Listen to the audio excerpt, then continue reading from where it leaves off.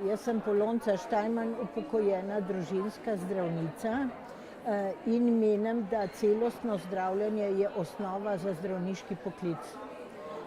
In glede na to, da ste me srečali na festivalu Dao Jah, ki je že tretje leto v Cankarjevem domu, menim, da bi mnogi ljudje lahko to prišli poslušati. Jaz sem prišla zato, da bi še kaj novega zvedla, nekaj že poznam in da bi se alternativa, čeprav mislim, da ni alternativa, povezovala z klasično medicino. Ker recimo pogovor, potem čas za bolnika, počitek in cel kup takih osnovnih stvari niso alternativa, ampak pašejo k zdravljenju, k rehabilitaciji ob katerikoli bolezni ali utrujenosti ali pregorelosti, recimo za mlade in tako naprej. Zdravnik včasih težko razume bolnika, če še sam ni bil bolan. To je osnova vsega. In takrat šele vidiš, da po gripi boš čez 3 tedne, čez 2 do 3 mesece šele v celostno k sebi prišel. Ali pa, ne vem, po enem zlomu, po operaciji čez 2 do 3 leta.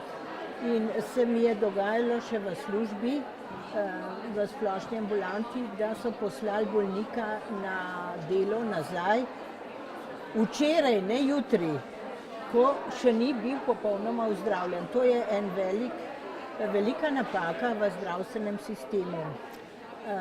Omenila bi pa še to, da velikokrat sami zdravniki danes niso krivi za recimo sam zdravstveni sistem.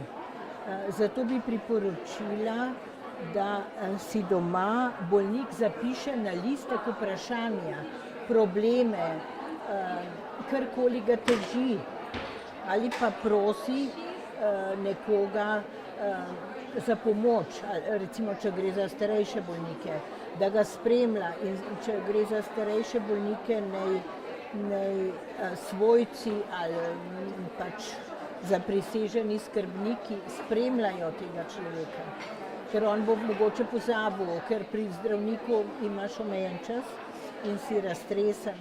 Bolnik boji povedati zdravniku svoja čutenja, svoja opažanja ali pa to je eno, drugič pa bi rekla, da včasih tudi bolnik sam začuti, kaj bi potreboval.